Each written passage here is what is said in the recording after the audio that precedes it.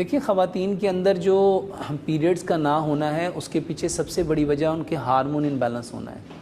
तो ये hormone imbalance होने की वजह से